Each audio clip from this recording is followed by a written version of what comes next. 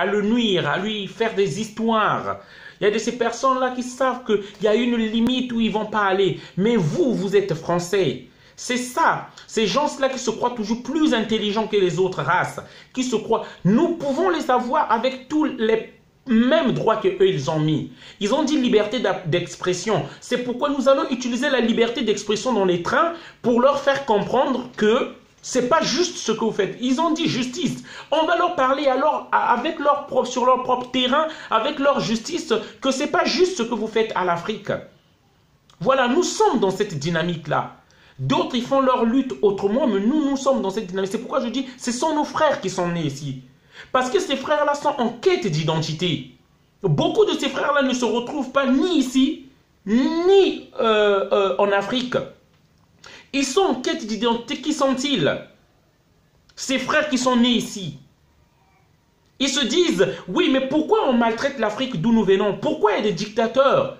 Pourquoi moi j'ai un diplôme, à diplôme égal, moi et le français, de souche, le blanc, on part, lui il a plus tendance à avoir plus de chance à ce qu'on le prenne au boulot. Ces frères-là sont en quête d'identité. Pourquoi la ghettoisation? On veut nous envoyer dans des banlieues, on nous ghettoise dans des cités. Ces frères-là sont en recherche d'identité. Et moi, je pense que, parce que moi, j'ai suivi la vidéo de Kémy Séba lorsqu'il a fait sa conférence. En fait, c'est juste le temps qui m'avait manqué, je devais y aller. Mais c'était le même samedi que se mariait mon grand frère. Voilà. Alors, donc, j'ai pas pu y aller. Mais j'ai vu ces jeunes-là, et parce qu'il y a eu un micro-trottoir, on leur posait des questions. Pourquoi vous êtes venus ici? Ils avaient du mal à répondre. Parce que moi, j'aime bien analyser les propos. Ils avaient du mal. En fait, c'est comme si c'est des gens qui ont l'envie, mais ils manquent d'arguments. Ils ne sont pas tellement convaincus pourquoi ils sont là. Ils ne comprennent pas bien en fait l'histoire. Ils ne comprennent pas bien les choses. Mais ils comprennent qu'il y a une injustice. Pourquoi on a refoulé, on a déporté, il faut le dire ainsi, Kémy Séba vers la France. Ils se posent des questions. Ils sont en quête de savoir. Ils veulent comprendre les choses. Et moi, c'est pourquoi nous devons inviter ces jeunes-là. Vous avez des enfants qui sont nés ici, ne leur privez pas de savoir ce qui se passe dans leur pays. C'est eux, avec des lois ici, parce qu'ils sont français, et ils sont prêts à le revendiquer. Je suis français, je suis né sur la terre française, et qu'on ne peut pas leur enlever cette identité, cette nationalité. C'est ceux-là qui vont s'imposer pour dire qu'il y en a marre assez. Je ne suis pas seulement français, mais mes origines viennent d'Afrique. Je suis noir de peau. Je viens de là-bas, le seul continent qui produit du noir, c'est l'Afrique.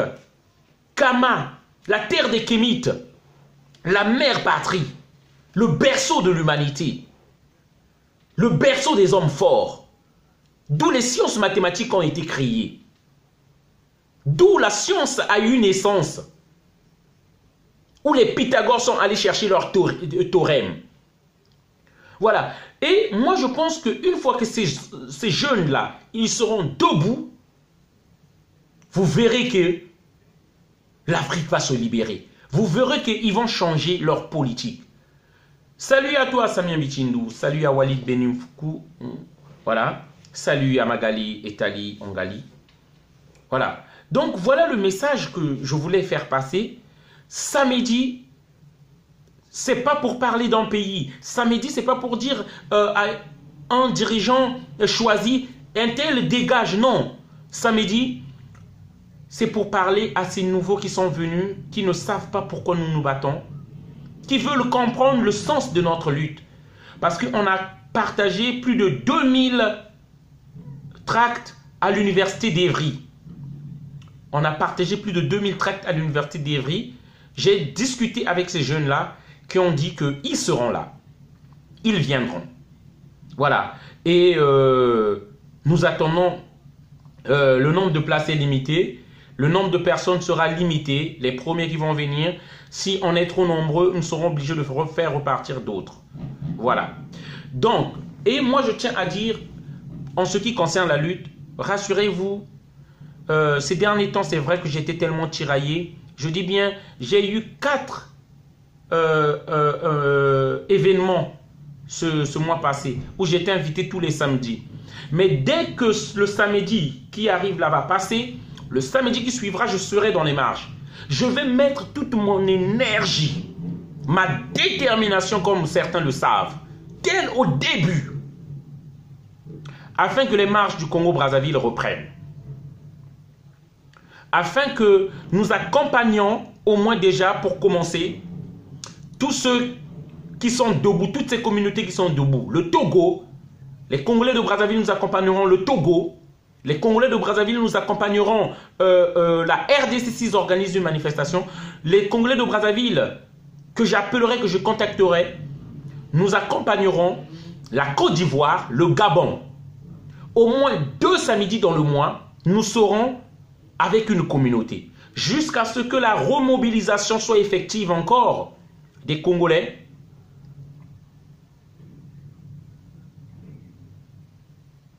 Voilà, ça c'est Congo debout. Merci encore maman Huguette. Voilà. Donc, c'est pour dire de toute mon énergie, de toute ma force, ma détermination, ma volonté, je pèserai et j'appellerai, je contacterai, je créerai, j'enverrai des SMS, j'appellerai, je mobiliserai des compatriotes congolais afin que nous soyons présents aux marches des autres diasporas jusqu'à ce que nous soyons assez nombreux pour réorganiser encore nos propres marches. Voilà. Et moi je dis, je tiens à insister à le rappeler, je ne suis pas, je ne peux pas être partisan des fêtes, des danses, lorsque notre peuple est en train de souffrir. Mais ce que nous avons remarqué, je suis de ces personnes-là, j'aime faire le bilan de ce que je fais.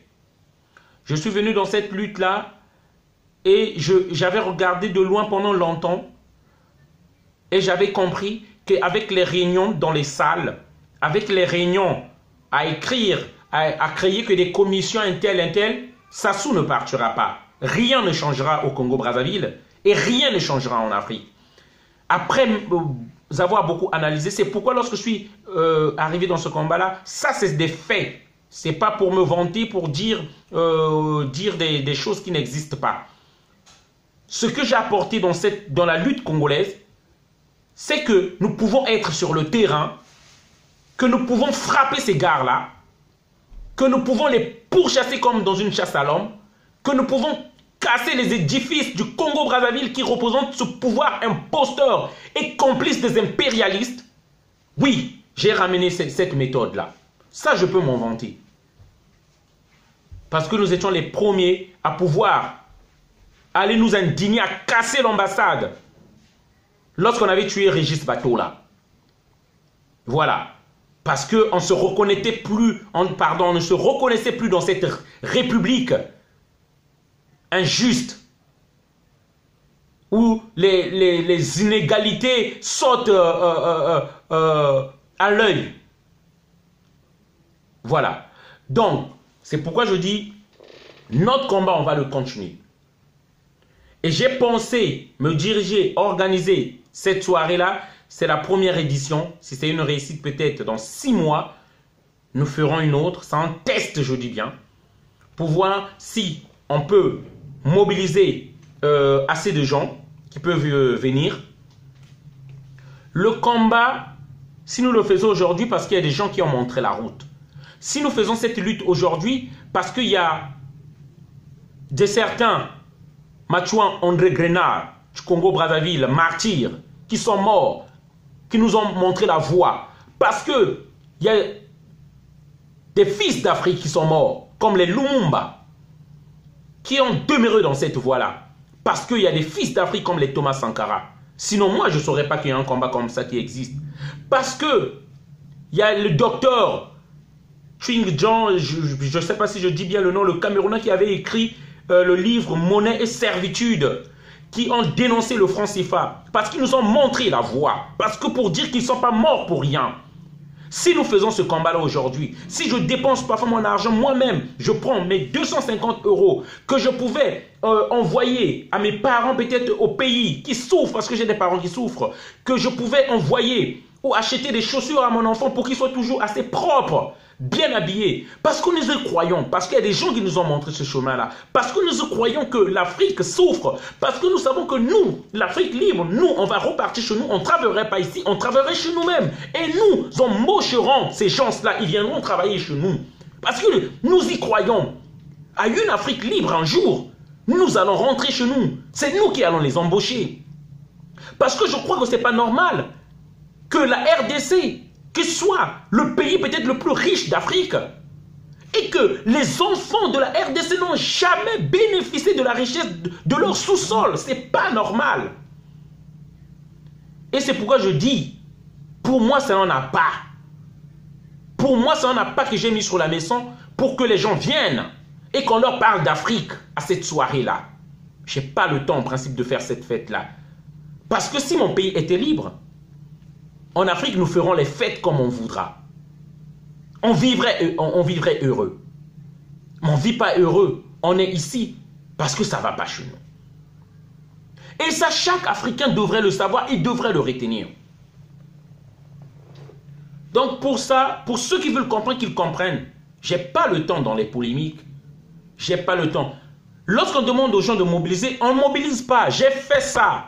Ça fait 7 ans que je suis plongé là-dedans dans cette chose-là. Lorsque vous dites manifestation, marche, vous vous retrouvez surtout nous du Congo-Brazzaville.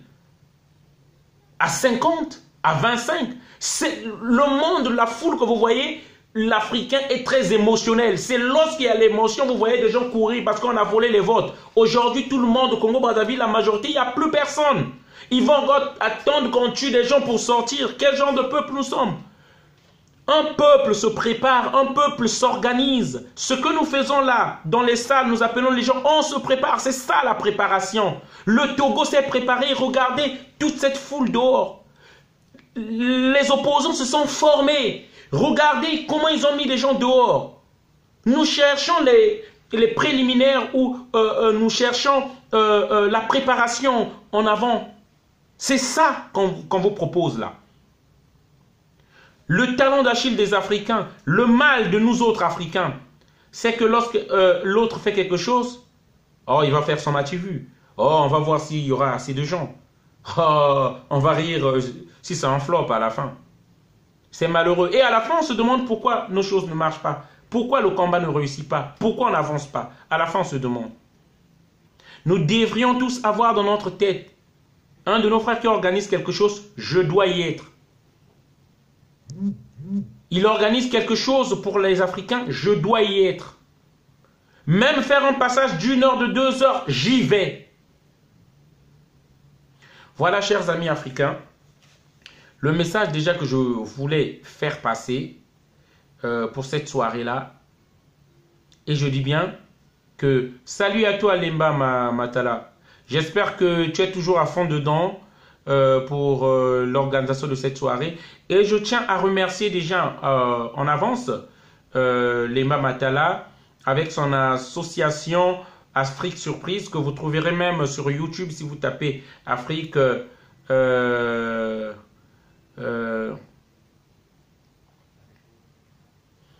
merci maman Huguette. Voilà. Elle dit, c'est bien que les marches reprennent et en espérant qu'il n'y aura plus le boycottage. Et il faut qu'on laisse le moi d'abord. Nous devons être unis. Voilà. Alors, donc, Lemba Matala, voilà. Merci parce qu'il y a pas mal d'associations. Il y a 2 ou 3 associations qui m'ont contacté qui seront à cette soirée-là. Je dis merci. La mobilisation est assez grande quand même. J'ai eu beaucoup. Afrique à surprise. Voilà. Et à la prochaine, parce qu'Africa Surprise partage de la nourriture, ils font du bénévolat, de la nourriture à la porte de la chapelle où se trouve